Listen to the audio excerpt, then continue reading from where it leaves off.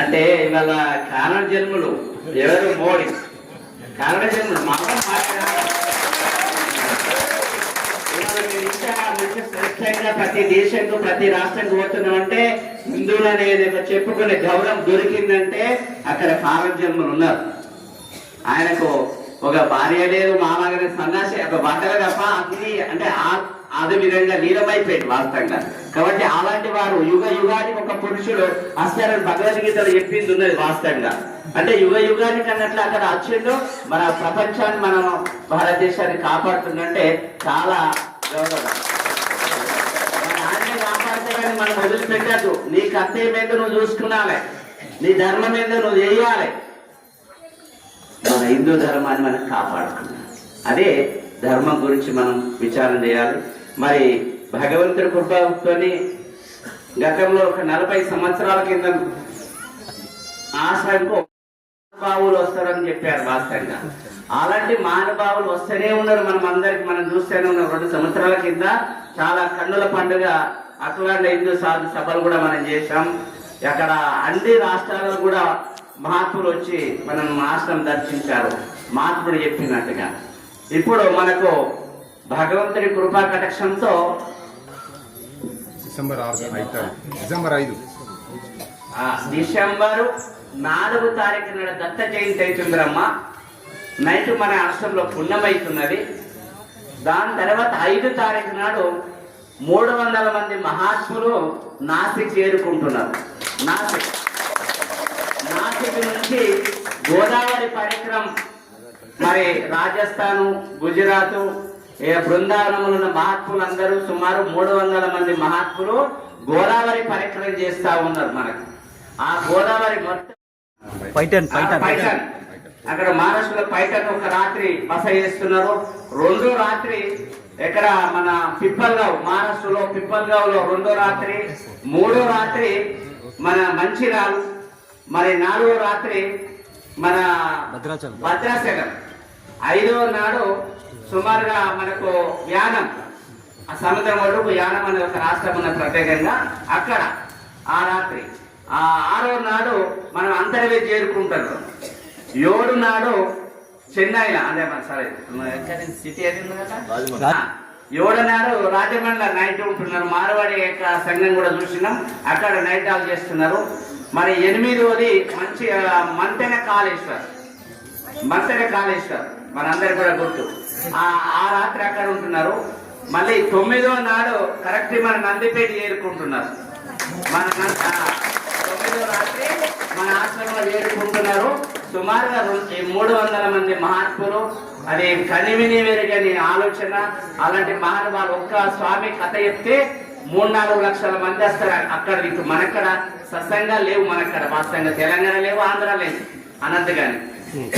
తెలంగాణ లేవు, సముద్రాల క్రాస్ అయ్యేదానికి కూడా పవన్ కళ్యాణ్ కూడా దాంట్లో పాల్గొని వాళ్ళందరికీ ఏర్పాట్లు చేస్తా ఉన్నారు. ఇక్కడ నుంచి గవర్నమెంట్ మళ్ళీ మన తెలంగాణ మన సార్ కూడా ఇప్పుడే చెప్పిన వాళ్ళు బార్డర్లు దాటినాక మన గవర్నమెంట్ వాళ్ళకు మన పోలీస్ ప్రొటెక్షన్ ఇవ్వాలని వాళ్ళు మనకు లెటర్ పంపిస్తారు. సార్ కూడా విచారణ చేయడం జరిగింది. అంటే నిజంగా కనివిని వెరుగని మహాత్ములు మన ఆశ్రమంకి రావడం, మన ఆ మహాత్ములు వచ్చిన సందర్భంగా మన అందరం కూడా కొంచెం ఆలోచన. అంటే ఒక ఇవాళ ఏంది మనకు విజయదశమి.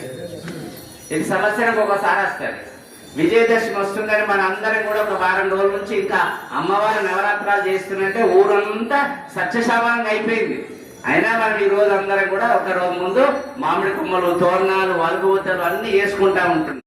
స్వామిలకు మంచి గ్రూప్ చేసి మళ్ళీ యథావిధిగా మనం వారి ఆశీస్సులు తీసుకొని మనందరం కూడా ఈ కార్యక్రమంలో మనం జయప్రదం ఆనందం పొంది భగవంతుడి కృపా కటాక్షంతో మన 27వ తారీఖు నాడు సార్ కూడా వచ్చిండు. అయోధ్య నుంచి కూడా ఒక పీఠాధిపతి కూడా వచ్చిండు. భూమి పూజ మనం భోజనమాల ఏదైతే అనుకున్నామో అది సుమారుగా ఒక వారం రోజుల్లో మనకు స్లాబ్ కూడా పడుతుంది. మళ్ళీ నేను వచ్చే వరకల్లా 2వ తారీఖు కూడా నన్ను రెడీ చేద్దామని ఒక ఆలోచన కమిటీ వాళ్ళందరూ కూడా నిర్ణయం తీసుకున్నారు. ఇది కనివిని వెరగని యొక్క ఆలోచన, భగవంతుడు ఇచ్చిన అవకాశం మనం అందరం కూడా సద్వినియోగం చేసుకొని సార్ చెప్పినట్టుగా కట్టోలు కడతా ఉంటారు, తీసేటోళ్ళు తింటా ఉంటారు, ధనం పెరుగుతూ ఉంటారు, ధనం పెరుగుతూ ఉంటాయి. కానీ ఇప్పగా చెప్పినట్టుగా సంస్కారం అనేది గొప్పది. ఏది గొప్పదమ్మా? సంస్కారం అనేది గొప్పది. మన హిందూ ధర్మం అనేది గొప్పది. మన అమ్మ నాన్న గొప్పవాళ్ళు. అమ్మ పుణ్యం లేదు. కాబట్టి ధర్మో రక్షత. నీ తల్లిదండ్రుల రక్షణ అయిన తర్వాతనే ధర్మం గురించి విచారం చేయి. తల్లిదండ్రులు, నీ ధర్మం, తర్వాత పరమాత్మ, తర్వాత గురువులు. ఏదైనా దండం పెట్టి ఏ దేవుళ్ళని మొక్కు. కానీ ఇవి మాత్రం చాలా ముఖ్యమైనదమ్మా. ఈ ఆలోచన మనందరిలో ఉన్నది. కానీ అప్పటికప్పుడు మనం ఒక రాజేసి దాడుతున్నాం బురదాడకుండా. కాబట్టి ఏది మన ఇంకా శాశ్వతం కాదు, ధర్మం అనేదే శాశ్వతం. ఆ ధర్మంకి వెళ్ళి మేము ఇక్కడ దాకా వచ్చినాం. కాబట్టి మీ అందరు తెలుసు. కాబట్టి మరి ఈ సమయం మీరందరూ కూడా మీ ఇళ్లలో ఎన్నో పనులు పెట్టుకొని ఈ సమయం తీసుకొని ఇక్కడికి వచ్చిందని నమః శివాయ.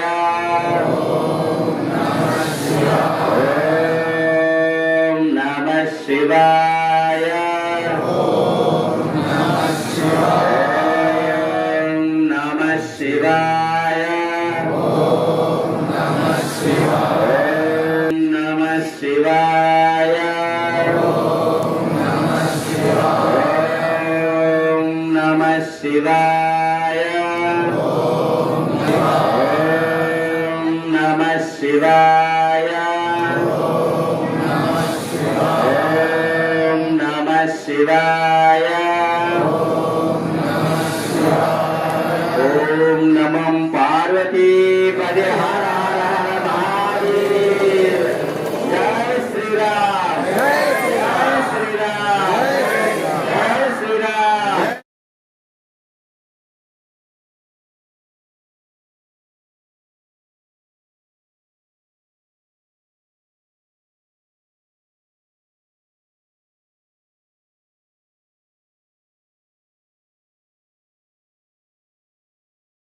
ఈ నేల మీద నడియాడుతున్నది. ఇప్పుడు మనం మహారాజు గారు ఉన్న టైంలో మనం పుట్టడం జస్ట్ అదృష్టం. మాట భవిష్యత్ తరాలు మనం చూసి గర్వపడతాయి. పలుగుంట కట్టినందుకు, పలుగుంటలో మనం దర్శనం చేసుకున్నందుకు, పలుగుంటలో స్వామి గారి మాట విన్నందుకు భవిష్యత్ తరాలను మనెంతో మీ ఇంట్లో మీ ప్రతి ఒక్కరు పూజిస్తారు. మీ భవిష్యత్ తరాలు అంత మాత్రమైన వ్యక్తి ఈ ప్రాంతంలో ఈ రకంగా ఇంత ప్రశాంతమైన వాతావరణం. ఒకసారి చూడండి, ఈ ప్రాంతం చూడండి. ఎక్కడ చిన్న చప్పుడు రావు, అంత ప్రశాంతత. అది ఎక్కడికి వెళ్ళొస్తుంది అంటున్నాడు ఈ మహనీయుడు. ఈ నేల విన్నప్పుడు అదే బయట చూడండి. మన ఊర్లలో చిన్న ఫంక్షన్ చిన్న పెట్టుకుంటే ఓటు సపోర్ట్ చేస్తున్నాడు. మన భజన చేసినాడు, ఏం చేసినాడు, మన పండుగ చేసి భక్త భజన చేసినాడు. ఇక రాజకీయాలకు అసలు వాళ్ళతో లెక్క చేయరాదు.